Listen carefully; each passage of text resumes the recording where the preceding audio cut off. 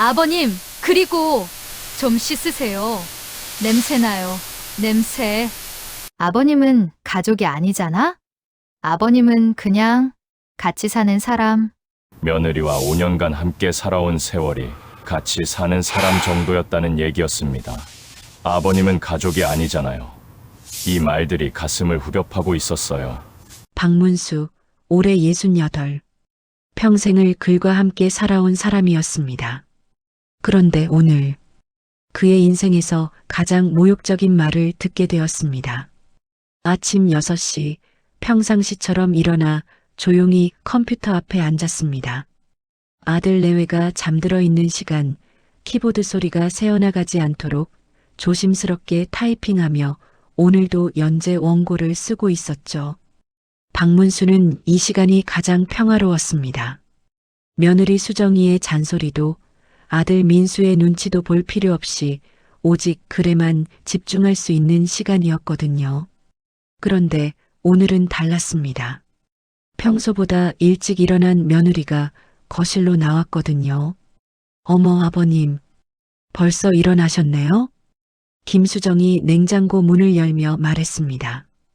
겉으로는 정중해 보이지만 박문수는 그 말투에서 묘한 차가움을 느꼈어요. 응, 일찍 눈이 떠서. 아, 그러세요. 근데 아버님, 어제 설거지가 그대로 있던데. 언제 하실 생각이에요? 박문수는 고개를 들어 싱크대를 봤습니다. 어제 저녁 그릇 몇 개가 그대로 놓여 있었어요. 예전에는 아들이나 며느리가 알아서 했는데 언제부터인가 모든 설거지가 그의 몫이 되어버렸습니다. 아, 미안하다. 지금 할게. 네, 좀 해주세요. 저 출근 준비해야 하는데 그릇이 없잖아요. 박문수는 컴퓨터에서 일어나 주방으로 향했습니다. 30년간 키보드로 단련된 손이 이제는 설거지를 위해 차가운 물에 담겨야 했어요. 아버님, 그리고 좀 씻으세요. 냄새나요. 좀 씻으세요. 냄새나요.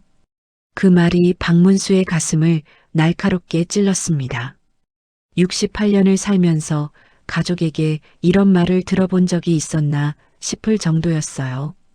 아침부터 컴퓨터 앞에만 앉아 계시니까 그런 거예요. 샤워 좀 하시고 오세요. 어제 씻었는데. 어제요? 하루 지났으면 또 씻어야죠. 요즘 날씨도 더운데. 며느리의 말에는 더 이상 예의 같은 건 없었습니다. 마치 집안 청소부를 대하는 듯한 말투였어요. 그때 아들 민수가 잠에서 깨어 거실로 나왔습니다. 여보, 뭔 일이야? 아침부터 시끄러워. 아, 아버님한테 설거지 좀 하시라고 했어요. 그리고 좀 씻으시라고. 아, 그래. 아버지, 설거지 제가 할게요. 괜찮다, 민수야, 내가 할게. 그랬어요. 집에 하루 종일 계시면서 그것도 안 하시면 안 되죠. 우리는 직장 다니느라 바쁜데. 아들이 뭔가 말하려다가 결국 입을 다물었습니다. 박문수는 그 모습을 보며 씁쓸했어요. 언제부터인가 아들은 자신보다 아내의 편을 드는 게 습관이 되어버렸거든요. 맞다, 아버님. 그리고 빨래도 좀 개셔야 해요. 베란다에 며칠째 그대로 있던데. 언제부터 이 집의 모든 허드렛 일이 그의 몫이 되었을까요? 그리고 아버님, 하루 종일 컴퓨터 앞에만 앉아 계시지 말고 좀 움직이세요. 운동도 하실 겸. 며느리가 출근 준비를 하며 연달아 지시를 내렸습니다. 마치 체크리스트를 읽는 것처럼 말이에요. 지금 하는 일이 있어서. 일이요? 하루 종일 인터넷이나 하시면서 무슨 일이에요? 박문수는 할 말을 잃었습니다. 그가 30년간 써온 소설들, 수백만 명이 읽는 작품들, 며느리 눈에는 인터넷이나 하는 것으로 보였던 거네요. 요즘 어르신들이 다 그러시더라고요. 컴퓨터 게임이나 유튜브 보시면서 시간 때우시잖아요. 게임, 유튜브. 박문수가 매일 밤새워 쓰는 소설이 그런 것들과 같은 취급을 받고 있었습니다. 민수야, 며느리한테 무슨 일 하는지 말해주지 그랬어? 아, 그거요? 소설 쓰신다고 하시던데. 취미로. 취미. 아들마저도 그의 일을 취미라고 생각하고 있었습니다. 아, 소설이요? 그럼 돈은 되나요? 며느리가 궁금하다는 듯이 물었습니다. 조금. 얼마나요? 한 달에? 박문수는 당황했습니다. 그게 일정하지 않아서. 아, 그럼 용돈 정도? 그래도 뭐라도 하시니까 좋네요. 그런데 그걸로는 생활비는 못 내시겠네요? 그럼 집안일이라도 열심히 해주세요.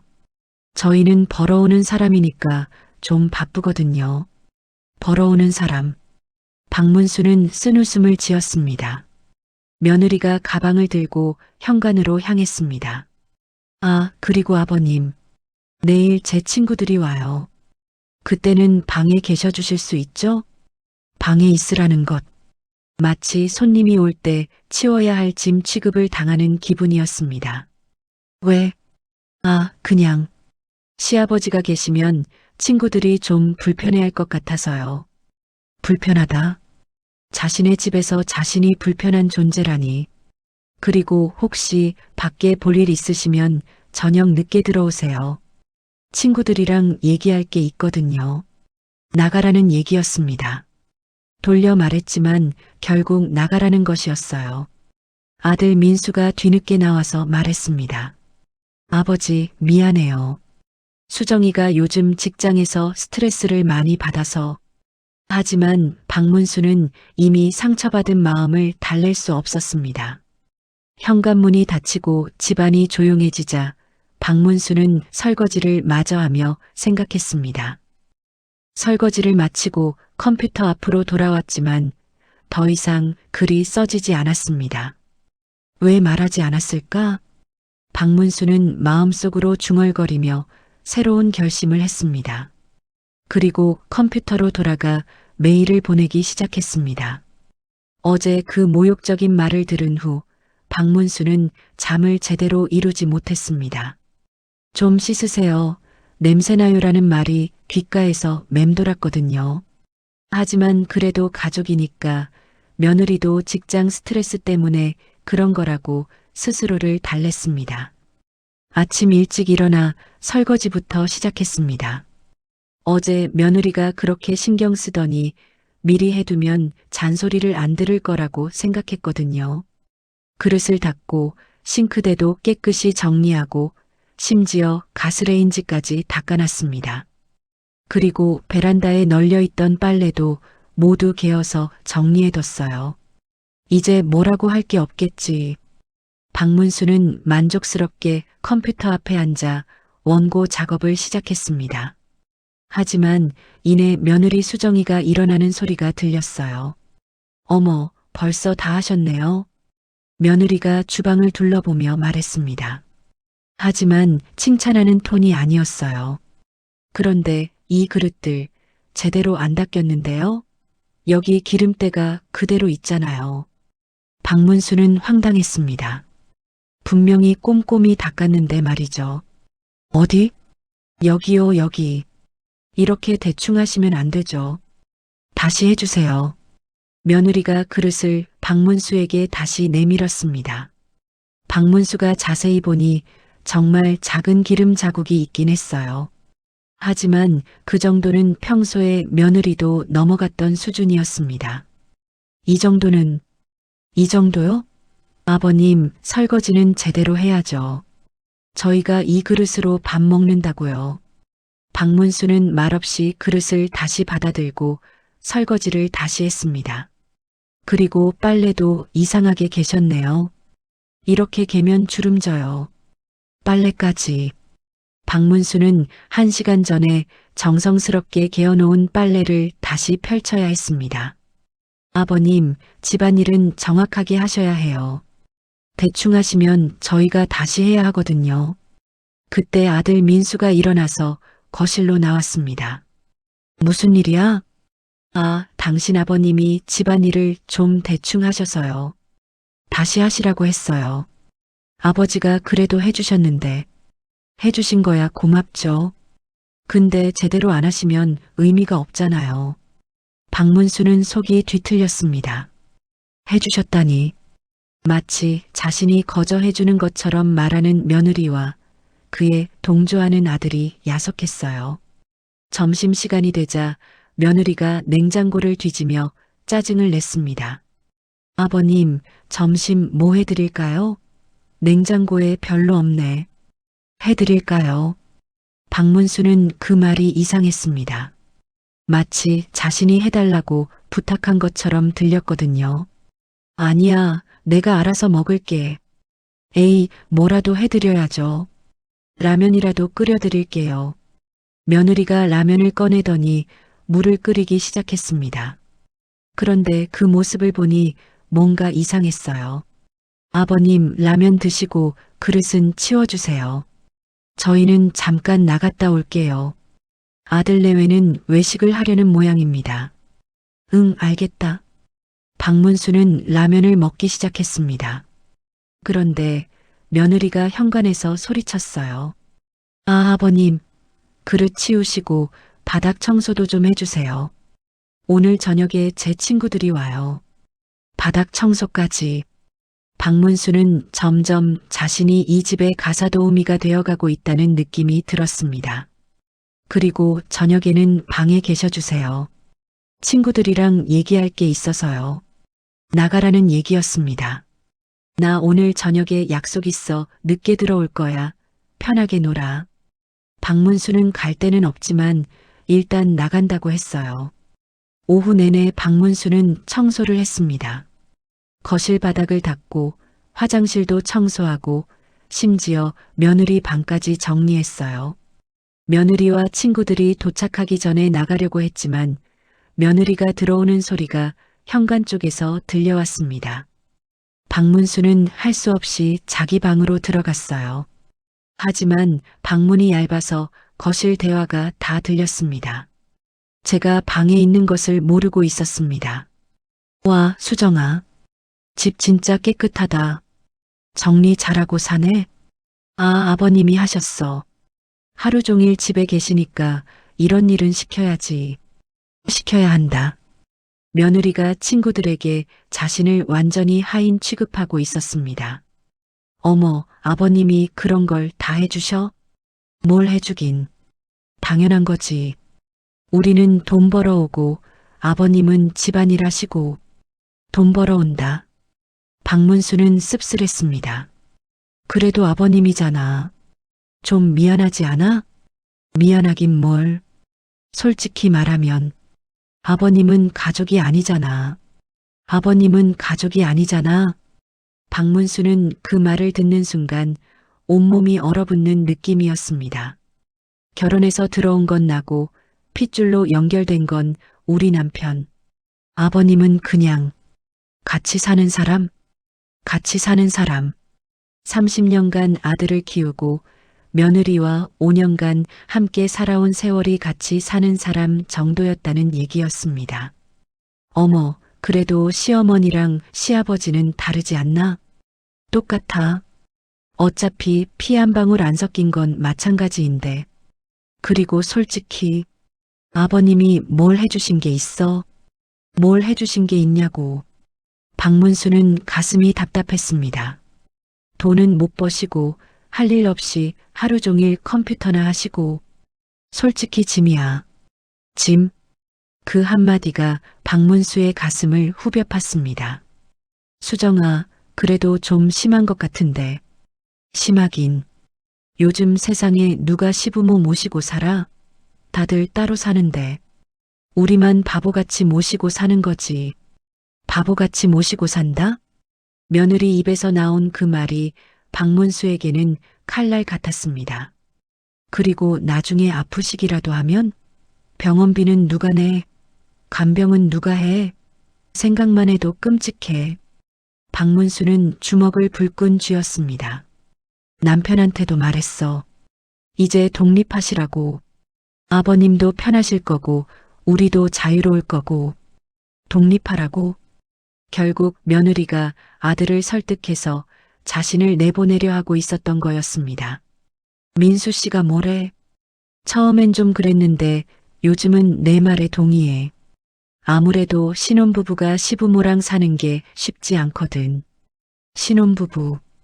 결혼한 지 5년이 지났는데도 여전히 신혼부부라고 생각하고 있었네요. 그래서 이번 주말에 부동산 보러 갈 거야. 작은 작은 곳이면 충분하시잖아. 작은 곳이면 충분하다. 마치 자신이 거지인 것처럼 말하는 며느리가 한심했습니다. 그리고 솔직히 아버님 연금이 얼마나 될지 모르겠지만 혼자 사시기엔 빠듯할 거야. 그래도 우리가 간간히 도와드려야지. 도와준다고. 박문수는 더 이상 들을 수 없어서 이어폰을 끼고 컴퓨터를 켰습니다. 하지만 글이 써지지 않았어요. 대신 서랍을 열어 그 안에 보관해둔 통장들을 꺼내봤어요. 잔액 75억 2천만 원. 박문수는 휴대폰을 들고 메시지를 보냈습니다. 바람소리 공개 관련해서 상의할 게 있어요. 곧 답장이 왔습니다. 무슨 일이세요? 갑자기 공개라니. 개인적인 사정이 생겼습니다. 아, 네. 그럼 내일 바로 준비하겠습니다. 어젯밤 며느리가 친구들에게 한 말들이 박문수의 머릿속에서 맴돌았습니다. 아버님은 가족이 아니잖아요. 그냥 같이 사는 사람이라는 말들이 가슴을 후벼파고 있었어요. 아침 일찍 일어나 어제보다 더 꼼꼼히 청소를 했습니다. 며느리가 트집 잡을 요소를 최대한 없애려고 했어요. 화장실 타일 하나하나까지 닦고 거실 바닥도 걸레로 2번 닦았습니다. 설거지도 완벽하게 했습니다. 기름때 하나 남기지 않으려고 세제를 2번씩 발라가며 닦았어요. 빨래도 며느리가 좋아하는 방식대로 정확히 개어서 정리해뒀습니다. 이제는 뭐라고 할 게 없겠지. 수정이가 거실을 둘러보더니 인상을 찌푸렸습니다. 아버님, 어제 청소하신다고 해서 기대했는데 이게 뭐예요? 여기 봐요.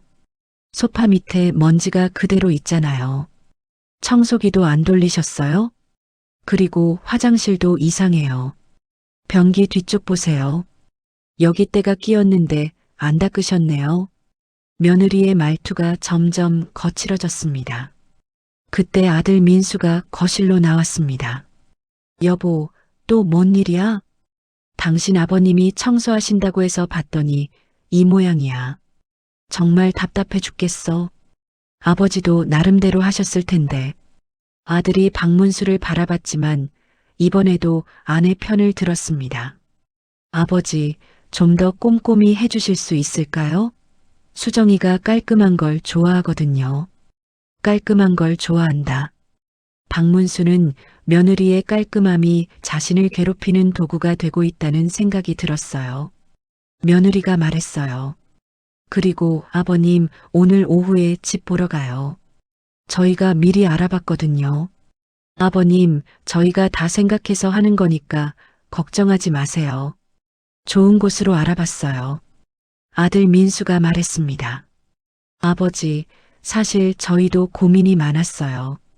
하지만 아버지도 편하실 거고 저희도. 박문수가 얼마 전 며느리가 친구들에게 한 말을 그대로 따라했습니다. 자유로울 거고. 아, 네, 그런 셈이죠. 아들도 결국 같은 생각이었습니다. 점심을 먹고 난 후 며느리가 갑자기 가방을 들고 현관으로 향했습니다. 아버님, 저희랑 같이 나가세요. 부동산이요. 아버님, 집 보러 가야죠. 박문수는 황당했습니다. 자신의 의사는 묻지도 않고 일방적으로 정해놓고 데리고 가겠다는 거였어요. 나는 안 간다. 안 가면 어떻게 해요? 집은 봐야 정하죠. 며느리가 박문수의 팔을 잡아당겼습니다. 가셔야 해요. 아버님도 살 곳을 정해야 하잖아요. 누가 이사 간다고 했어? 아버님, 어제도 말씀드렸잖아요. 이제 독립하시는 게 좋다고. 아들 민수도 옆에서 거들었습니다. 아버지, 그냥 한 번만 보러 가요. 보기만 하는 거니까. 박문수는 결국 억지로 끌려나갔습니다. 며느리가 팔짱을 끼다시피 하며 부동산 사무소로 향했어요. 부동산 사무소에서 40대 남성 중개업자가 나왔습니다. 어서 오세요. 안녕하세요. 전화로 말씀드린 김수정이에요. 저희 아버님 집 보러 왔어요. 아, 네. 미리 몇 곳 알아봤어요. 예산이 3천만 원 정도라고 하셨죠? 네, 맞아요. 원룸이나 작은 투룸으로 조용한 곳이면 돼요. 박문수가 끼어들었습니다. 잠깐, 내가 언제 3천만 원이라고 했어? 아버님, 연금으로 감당하실 수 있는 선에서 해야죠. 며느리가 박문수를 제지하며 중개업자에게 말했습니다. 일단 보러 가요. 아버님이 직접 보셔야 결정하시죠. 중개업자가 차를 가져왔습니다. 박문수는 뒷좌석에 앉았고 며느리와 아들이 양옆에서 감시하듯 앉았어요. 첫 번째로 볼 곳은 지하철역에서 좀 멀지만 조용한 곳이에요. 차가 도착한 곳은 낡은 다세대 주택이 늘어선 골목이었습니다. 박문수가 30년간 살아온 아파트와는 비교할 수 없을 정도로 허름한 동네였어요. 여기입니다. 3층이에요. 좁은 계단을 올라가자 작은 철문이 나왔습니다. 중개업자가 문을 열자 곰팡이 냄새가 풍겨왔어요. 원룸이고요. 보증금 2,500만 원에 월세 50만 원입니다. 방 크기는 8평 정도. 부엌과 화장실이 한쪽 구석에 붙어 있고 창문은 바로 앞 건물 벽을 바라보고 있었습니다. 박문수는 숨이 막히는 느낌이었어요. 68년을 살아온 자신이 이런 곳에서 살라는 건가요? 어때요, 아버님? 혼자 사시기엔 충분하잖아요. 며느리가 만족스럽다는 듯이 말했습니다. 그리고 집세도 부담 없고요. 연금으로도 충분히 감당하실 수 있어요. 여기서 살라고? 왜요? 깨끗하고 조용하잖아요. 아버님 혼자 계시기엔 이 정도면 되죠. 중개업자가 방의 장점을 설명했습니다. 수압도 좋고 보일러도 새로 교체했어요. 그리고 이 동네는 조용해서 글 쓰시기에도 좋을 거예요. 맞아요. 아버님이 소설 쓰신다고 하시니까 딱 좋네요. 며느리가 박문수를 보며 말했습니다. 그리고 여기서 우리 집까지는 지하철로 30분 거리니까 가끔 놀러 오실 수도 있고요. 놀러 온다. 자신의 집에 놀러 온다는 표현이 박문수를 더욱 화나게 했습니다. 보증금은 누가 내는 거야? 저희가 도와드리죠. 아버님 혼자서는 힘드실 테니까. 도와준다. 박문수는 더 이상 참을 수 없었습니다. 수정아, 너는 내가 정말 돈이 없다고 생각하니? 아버님, 연금이 얼마나 나오시겠어요? 현실적으로 생각하셔야죠. 현실적으로? 박문수가 갑자기 일어났습니다. 곰팡이 냄새 나는 8평 원룸에서 68년을 살아온 자신의 인생이 이렇게 취급받는 현실이 견딜 수 없었거든요. 됐어. 박문수가 중개업자를 보며 말했습니다. 저는 안 보겠습니다. 아버님, 왜 그러세요? 괜찮은 곳인데. 괜찮은 곳? 이게... 박문수가 허름한 원룸을 둘러봤습니다. 30년간 글을 써온 내가 이런 곳에서 살라고? 아버님, 너무 실망하지 마세요. 다른 곳도 더 보고. 아니야. 그만해. 박문수가 문 쪽으로 향했습니다. 아버님, 어디 가세요? 일이 있어서. 무슨 일이요? 지금 집 보는 중인데. 박문수가 계단을 내려가며 말했습니다. 내가 누구인지 이제 보여줄 때가 됐어. 며느리와 아들이 당황하며 따라 나왔지만 박문수는 이미 택시를 잡아타고 있었습니다. MBS 방송국 가주세요. 택시기사가 룸미러로 박문수를 봤습니다. 혹시 무슨 일로 방송국 가세요? 박문수가 잠시 머뭇거리다 대답했습니다. 아, 인터뷰가 있어서요. TV에 나오시는 분 같지는 않는데 무슨 일 하시는지 여쭤봐도 될까요? 작가입니다. 바람소리라고. 택시 기사의 눈이 커졌습니다. 바람소리요? 그 유명한? 우와, 진짜요? 네. 저희 와이프가 바람의 노래 정말 좋아해요. 매일 봐요. 와, 진짜 신기하다. 실제로 뵙게 되네요. 박문수는 창밖을 보며 생각했습니다. 이제 더 이상은 참을 수 없어. 모든 걸 말할 때가 됐구나. MBS 3층 스튜디오에 도착했을 때 김정민 PD가 반갑게 맞아주었습니다. 박문수 작가님, 오늘 시간 내주셔서 정말 감사합니다. 곧 생방송 시작합니다. 메이크업을 간단히 받고 스튜디오에 들어갔습니다. 정수연 앵커가 미소를 지으며 인사했습니다. 안녕하세요, 작가님. 카메라 감독이 손을 들었습니다. 빨간 불이 켜졌습니다. 전국 생방송이 시작된 것이죠. 시청자 여러분, 안녕하세요.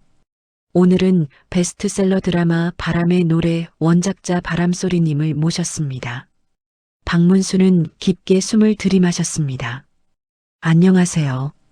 작가님, 최근 새로운 웹소설 당신은 우리 가족 아니에요가 정말 화제인데요.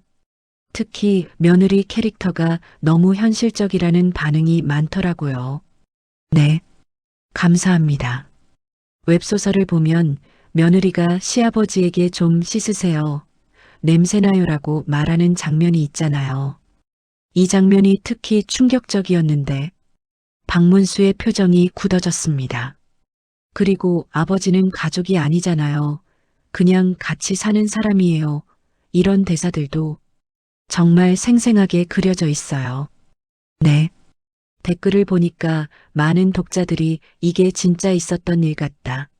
너무 현실적이다라는 반응을 보이고 있어요. 박문수가 불편한 기색을 보였습니다. 그래서 궁금한 게 혹시 이 내용이 작가님의 실제 경험을 바탕으로 한 건 아닌가요? 스튜디오가 조용해졌습니다. 그건 아닌 것 같고요. 아닌 것 같다고 하시면 그냥 상상으로 쓴 이야기입니다. 하지만 박문수의 표정과 목소리에서는 뭔가 숨기는 듯한 분위기가 역력했습니다. 그런데 웹소설의 디테일이 너무 생생해서요. 대사도 너무 현실적이고요. 이렇게 박문수는 20분 정도의 생방송을 무사히 마쳤습니다. 생방송이 끝나고 박문수는 스튜디오를 나왔습니다. 정수연 앵커가 다가왔습니다. 작가님, 방송 중에 불편하셨다면 죄송합니다. 하지만 시청자들 반응이 정말 뜨거워요. 시청자들의 실시간 댓글이 폭주하기 시작했습니다. 이거 실화 아닌가? 작가님 표정 봐. 완전 본인 이야기네. 소설이 아니라 실화 고발이잖아. 분명 상상으로 쓴 이야기입니다. 라고 말했지만 SNS에서는 실제 경험이라고 확정하여 말하고 있었습니다. 박문수가 집에 도착했을 때 현관문을 열자마자 수정의 날카로운 목소리가 들려왔습니다. 도대체 어디 갔다 오셨어요? 거실에는 수정과 민수가 앉아 있었습니다. 수정의 표정이 상당히 불쾌해 보였죠. 그냥 좀 나갔다 왔어. 박문수는 조용히 신발을 벗었습니다. 아버님 집 보다가 그냥 가버리시면 어떻게 해요? 그리고 아직도 그 원룸건 결정 안 하신 거예요? 수정이 계속 윽박지르기 시작했습니다. 솔직히 말해서 저희가 준비한 곳도 아버님한테는 너무 좋은 거예요. 2,500만 원 보증금에 월세 50만 원이면. 그때 민수가 리모컨을 눌렀습니다. 뉴스나 보자.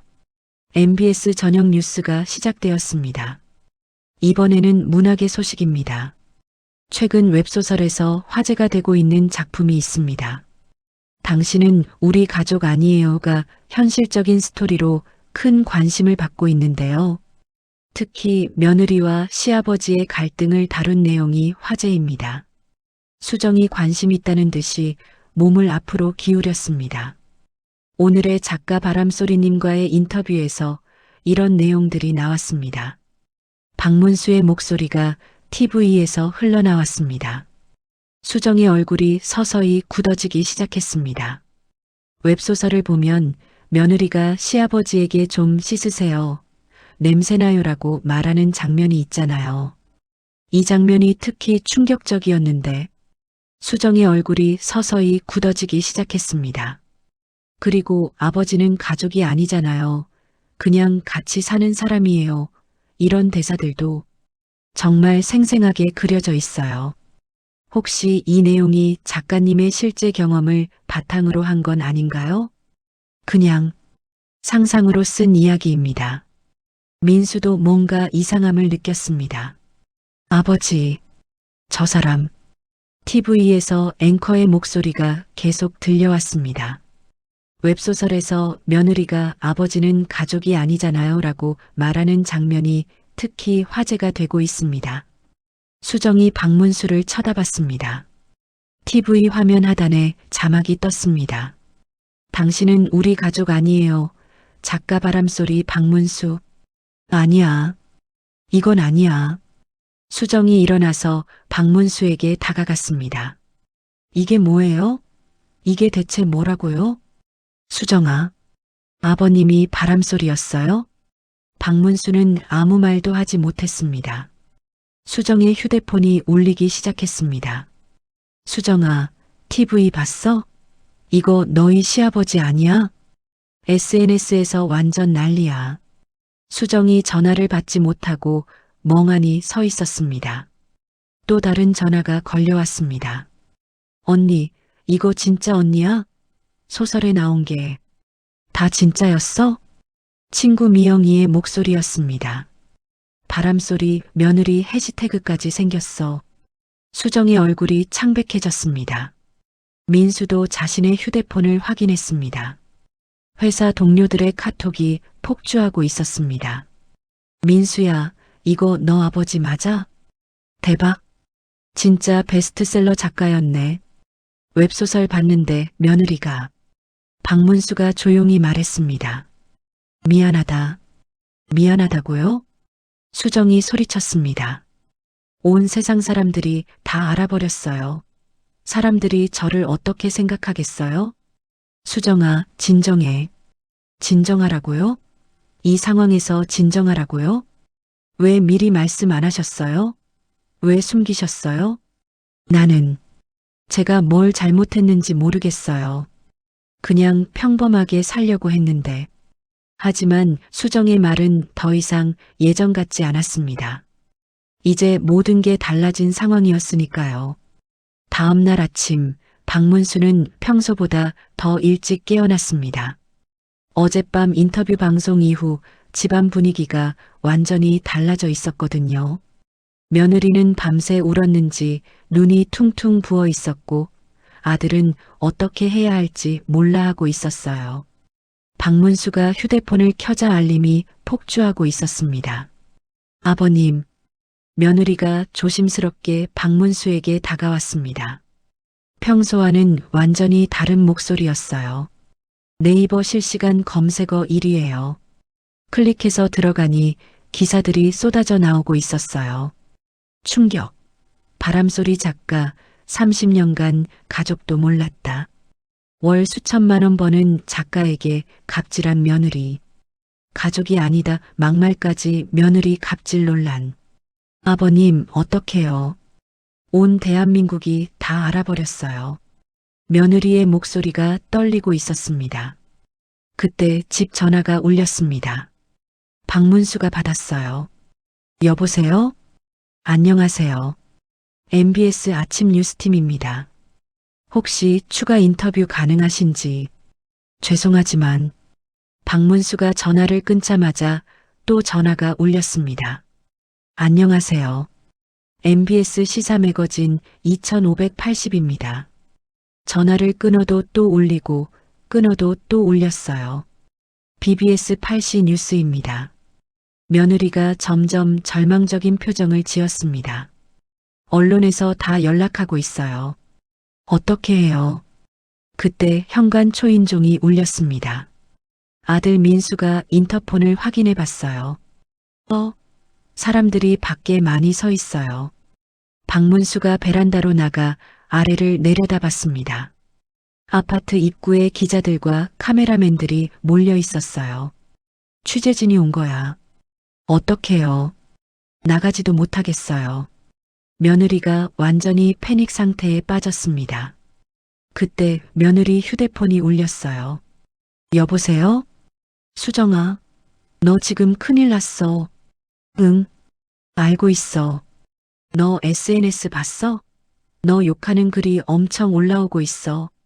며느리가 급하게 인스타그램을 켰습니다. 화면에는 어젯밤 방송을 본 사람들의 게시물이 쏟아지고 있었어요. 아니야. 이건 아니야.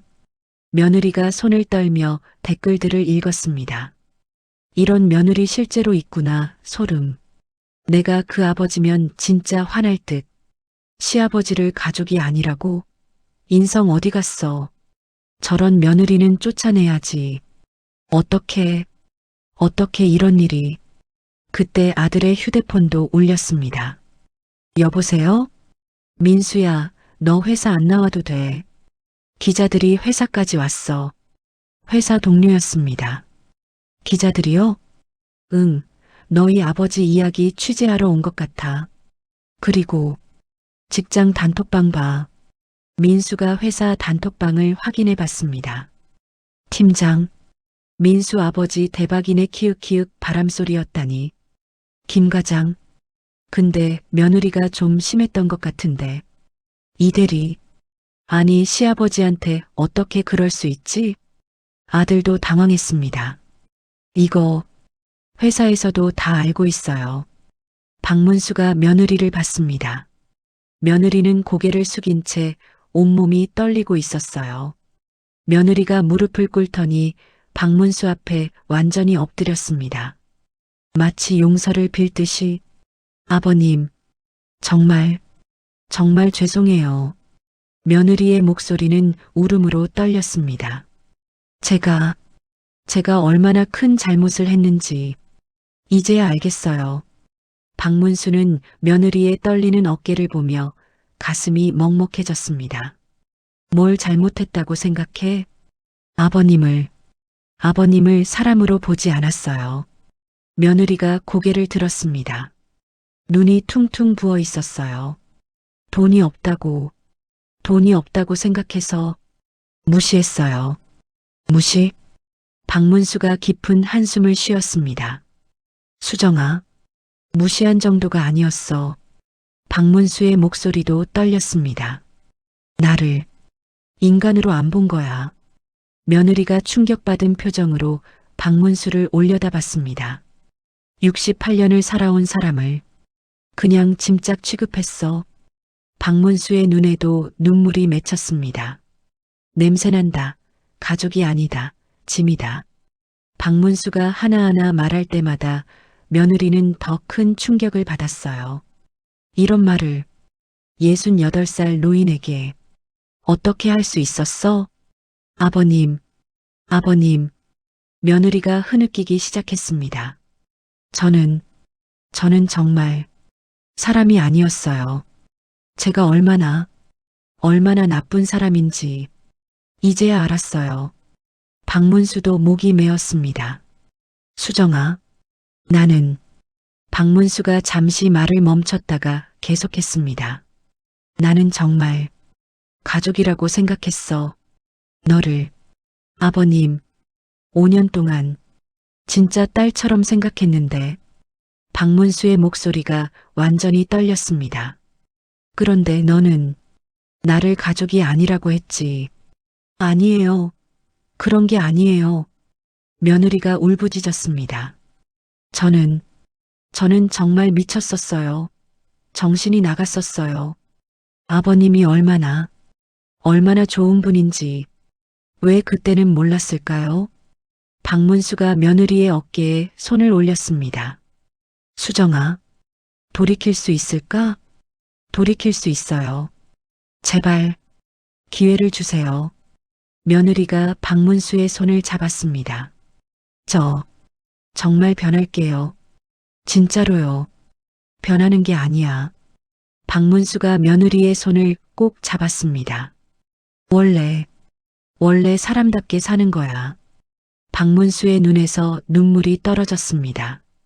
돈이 있든 없든 사람은 사람으로 대해야 하는 거야. 그때 아들 민수도 무릎을 꿇었습니다. 아버지, 저도 정말 죄송해요. 민수의 목소리도 울음에 젖어 있었습니다. 제가 아내를 말렸어야 했는데, 민수야, 아버지가 그렇게 힘들어 하시는데, 저는 모른 척 했어요. 민수가 박문수 앞에서 큰 절을 했습니다. 정말 죄송해요. 아들 자격이 없어요. 박문수가 두 사람을 번갈아 보며 눈물을 흘렸습니다. 너희들, 정말, 박문수가 말을 잇지 못했습니다. 한참 후에야 박문수가 말했습니다. 지금 정말 마음에서 우러나온 말이야?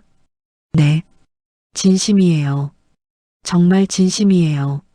며느리가 울면서 대답했습니다. 민수야? 네, 아버지. 정말 후회하고 있어요. 박문수가 깊은 숨을 들이마셨습니다. 그럼, 이제부터는 정말 달라져야 해. 네, 달라질게요. 말로만 하지 말고. 박문수가 두 사람을 똑바로 봤습니다.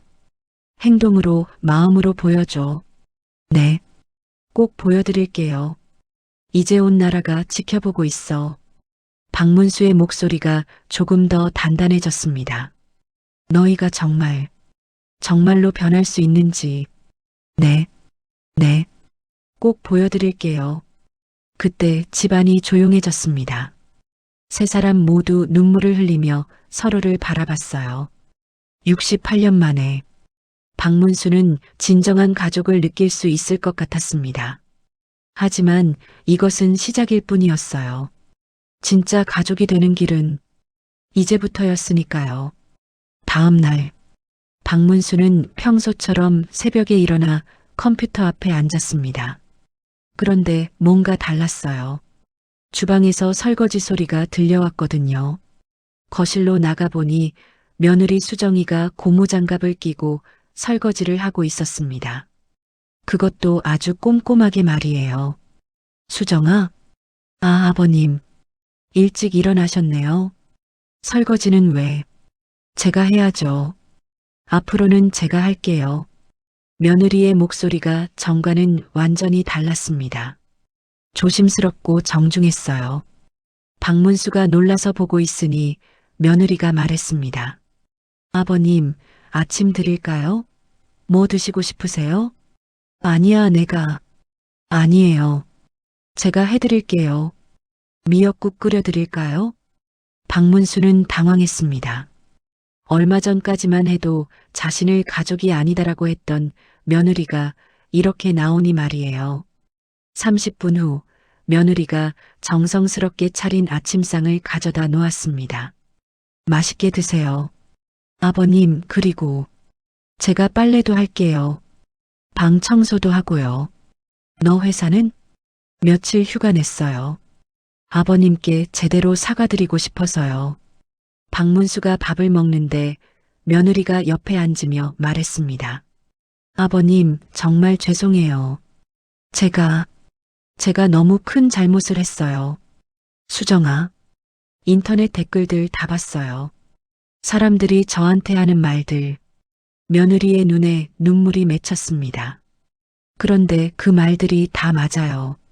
제가 정말 인간이 아니었어요. 박문수가 젓가락을 놓고 며느리를 봤습니다. 수정아, 사람들이 뭐라고 하든 상관없어. 중요한 건 제가 아버님을 어떻게 생각하느냐죠? 며느리가 박문수의 말을 먼저 했습니다. 맞아요. 저는 아버님을 돈으로만 봤어요. 사람으로 본 게 아니라. 그때 아들 민수도 거실로 나왔습니다. 아버지, 아침 식사 중이시네요. 민수도 평소와는 다른 모습이었습니다. 더 정중하고 조심스러웠어요. 민수야, 너도 앉아. 민수가 앉자 며느리가 일어났습니다. 민수 오빠 것도 가져올게요. 며느리가 주방으로 가는 사이 민수가 박문수에게 말했습니다. 아버지, 정말 죄송해요. 저도 반성 많이 했어요. 응. 수정이도 밤새 계속 울면서 반성하고 있어요. 진짜로요. 민수의 말이 끝나자 며느리가 아침상을 가져왔습니다. 세 사람이 함께 조용히 아침을 먹었어요. 며느리는 계속 박문수를 살피며 물이나 반찬이 필요한지 확인했습니다. 식사를 마치고 나서 며느리가 말했습니다. 아버님, 저 조건이 있으시다면 말씀해 주세요. 조건? 박문수가 며느리의 간절한 눈빛을 봤습니다. 네. 저희가 정말 변했다는 걸 어떻게 보여드려야 할지 며느리의 목소리가 점점 작아졌습니다. 저는 정말 모르겠어요. 뭘 해야 아버님이 다시 믿어주실지. 박문수는 며느리의 절실한 표정을 보며 가슴이 복잡했습니다. 여전히 아팠지만 이 아이도 진짜 후회하고 있구나 싶었어요. 박문수가 깊게 숨을 들이마시고 천천히 말했습니다. 첫째, 며느리가 숨을 죽이고 박문수를 바라봤습니다. 3개월간 모든 집안일은 너희 둘이 해. 네, 당연히요. 며느리가 즉시 대답했습니다. 그 목소리에는 주저함이 전혀 없었어요. 3개월이 아니라 평생이라도 제가 다 할게요. 박문수가 며느리의 진심을 느끼며 계속했습니다. 둘째, 내가 하는 일에 대해서는 절대 간섭하지 마. 네, 정말 죄송해요. 아버님의 소중한 일을 제가 그렇게. 며느리의 목소리가 또 떨렸습니다. 앞으로는 아버님이 하시는 모든 일을 존중할게요. 박문수가 잠시 멈췄습니다. 가장 중요한 조건이 남아 있었거든요. 셋째, 박문수의 목소리도 감정에 젖었습니다. 그리고 가장 중요한 건 며느리가 더욱 간절하게 박문수를 봤습니다. 돈이 있든 없든, 나이가 많든 적든, 박문수가 며느리의 눈을 똑바로 봤습니다. 사람은 사람으로 대해줘. 며느리의 눈에서 또 눈물이 흘러내렸습니다. 네, 꼭 지킬게요. 아니, 지키는 게 아니라 당연한 거잖아요. 며느리가 자신에게 화가 난 듯 말했습니다. 제가 왜 그걸 몰랐을까요? 박문수가 며느리의 어깨에 조심스럽게 손을 올렸습니다. 수정아. 네. 며느리가 눈물을 닦으며 고개를 들었습니다. 중요한 건 이제부터야. 박문수의 목소리가 따뜻해졌습니다. 사람은 누구나 실수해. 박문수가 며느리의 어깨를 가볍게 두드렸습니다. 하지만 그 실수를 인정하고 박문수의 눈에도 눈물이 맺혔습니다. 고치려고 진짜로 노력하는 게 진짜 사람이야. 아버님, 며느리가 박문수의 손을 잡았습니다. 정말 노력할게요. 아니, 노력하는 게 아니라 며느리가 진심을 담아 말했습니다. 아버님을 진짜 아버지처럼 모실게요. 박문수가 놀랐습니다. 수정아, 5년 동안 아버님이 저를 딸처럼 생각해 주셨다고 하셨잖아요. 이제는 제가 아버님을 진짜 아버지처럼 생각할게요. 박문수의 마음이 뭉클해졌습니다. 그럼 정말로? 네. 돈이 있으시든 없으시든 아버님은 제 아버지세요. 그때 아들 민수도 옆에서 말했습니다. 아버지, 저도 이제야 깨달았어요. 아버지가 얼마나 대단한 분인지. 저는 그동안 정말 바보였어요. 민수도 눈물을 글썽였습니다. 돈이 많다고 알게 된 지금이 아니라 돈이 없다고 생각했을 때부터 저희가 아버지를 존경했어야 했는데. 박문수가 두 사람을 번갈아 보며 말했습니다. 그럼 이제부터는 정말 가족이 될 수 있을까? 네, 진짜 가족이 될게요. 며느리가 확신에 찬 목소리로 대답했습니다. 아버님, 늦었지만 이제라도 제 아버지가 되어주세요. 박문수가 며느리의 손을 꼭 잡았습니다. 수정아, 나도 너를 진짜 딸로 생각할게. 그런데 꼭 명심해야 할 게 있어. 통장은 아직 내가 가지고 있다는 것을. 세 사람 모두 웃음과 눈물을 흘리며 서로를 바라봤습니다. 68년 만에 박문수는 진정한 가족을 얻은 것 같았습니다. 이제 정말 새로운 시작이었어요. 다음 날 박문수는 SNS에서 갑질 며느리를 잠재우기 위해 MBS 방송국에 전화를 걸었습니다. 안녕하세요. 바람소리 박문수입니다. 아, 작가님, 안녕하세요. 혹시 저희 가족과 함께 인터뷰를 할 수 있을까요? 가족과요? 네, 며느리와 함께요. 해명하고 싶은 것이 있어서요. 물론입니다. 언제든지 환영이에요. 며칠 후 MBS 스튜디오. 박문수와 며느리 수정이가 나란히 앉아 있었습니다. 수정이는 많이 수척해 보였지만 눈빛만은 예전과 달랐어요. 정수연 앵커가 미소를 지으며 인사했습니다. 오늘은 바람소리 작가님과 며느리분을 함께 모셨습니다. 안녕하세요. 박문수가 정중하게 인사했습니다. 안녕하세요.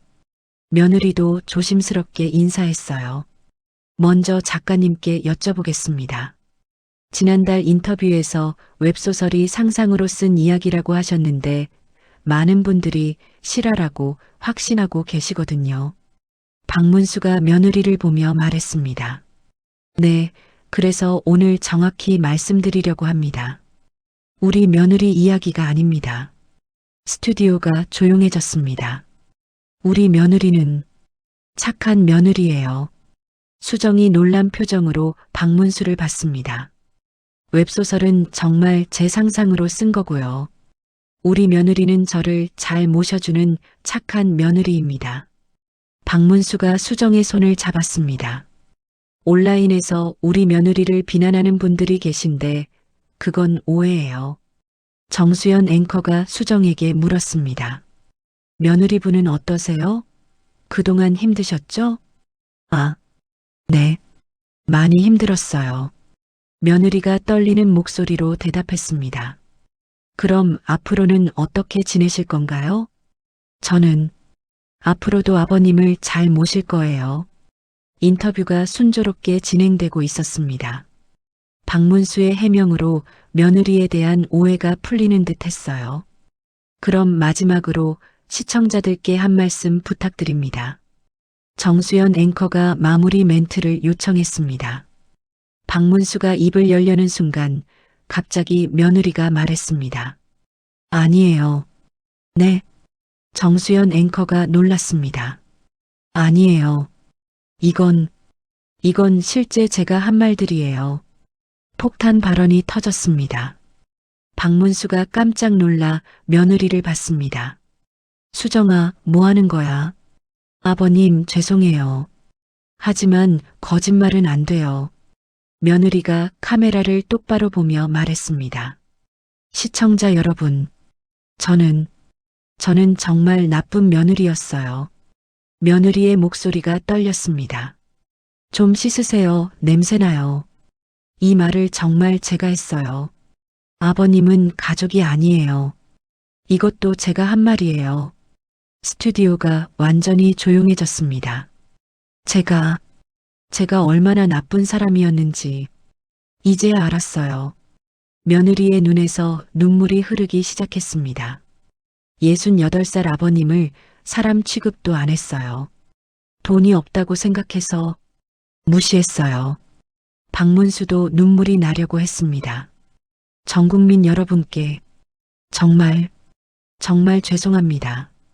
며느리가 카메라를 향해 고개를 숙였습니다. 아버님 같은 분을 그렇게 대한 제가 정말 죄송해요. 저는 이제부터 진짜 반성하고 아버님을 진짜 아버지처럼 모실 거예요. 며느리가 울먹이며 말했습니다. 아버님, 정말 죄송해요. 이제라도 제 아버지가 되어주세요. 박문수가 더 이상 참을 수 없었습니다. 수정아. 박문수가 며느리를 끌어안았습니다. 수정아. 이미 내 아버지야. 생방송 중에 두 사람이 눈물을 흘리며 포옹하는 장면이 전국에 방송되었습니다. 카메라맨도 눈물을 글썽이며 이 장면을 담았어요. 정말 감동적인 장면입니다. 정수연 앵커도 목이 메었습니다. 방송이 끝나고 두 사람은 스튜디오를 나왔습니다. 수정아, 왜 그랬어? 나는 널 지키려고. 아버님, 거짓말로는 진짜 가족이 될 수 없어요. 저는 제 잘못을 인정하고 싶었어요. 박문수가 며느리의 어깨를 토닥여줬습니다. 수정아, 고마워. 그 순간부터 인터넷이 폭발했습니다. 아버지가 지켜주려 했는데 본인이 털어놓네. 생방송에서 고백하는 며느리 진짜 용기 있다. 저래도 되나? 완전 눈물남. 국민갑질 며느리, 진심 며느리. 진짜 반성하는 모습 인정. 바람소리 며느리 생방송. 방송을 마치고 집에 돌아온 두 사람을 아들 민수가 반겼습니다. 박문수가 미소 지었습니다. 이제 정말 새로운 시작이야. 그 후 6개월. 박문수는 매일 아침 일찍 일어나 글을 썼습니다. 하지만 이제는 혼자가 아니었어요. 아버님, 커피 드릴까요? 며느리가 조용히 들어와 커피를 놓았습니다. 고마워, 수정아. 오늘은 어떤 이야기 쓰세요? 가족 이야기. 박문수가 따뜻하게 미소 지었습니다. 진짜 가족이 뭔지에 대한 이야기. 제가 나올까요? 당연히 나와야지. 너도 주인공이니까. 그때 아들 민수가 출근 준비를 하며 나왔습니다.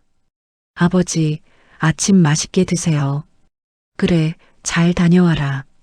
박문수가 창밖을 보며 생각했습니다. 68년을 살아와서 이제야 진짜 가족을 얻었구나. 새로운 웹소설의 제목을 타이핑했습니다. 진짜 가족이 되어도 통장은 지켜라. 화면에 새로운 이야기가 시작되었습니다. 가족은 피로 이어지는 게 아니라 마음으로 이어지는 거였습니다. 따뜻한 햇살이 거실을 비추고 세 사람이 함께 웃고 있었습니다. 박문수는 이제 정말 행복할 것입니다. 통장을 가지고 있으니까요. 여러분, 박문수 할아버지 이야기 어떠셨나요?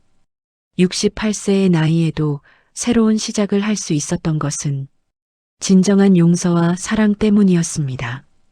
이런 감동적이고 교훈적인 이야기가 더 보고 싶으시다면 구독 버튼 꾹 눌러주시고 좋아요로 응원해주세요. 돈이 있든 없든 나이가 많든 적든 사람은 사람으로 대해야 한다는 것 우리 모두 기억했으면 좋겠어요. 그리고 무엇보다 중요한 건 진짜 가족은 피로 이어지는 게 아니라 마음으로 이어지는 것이라는 거예요.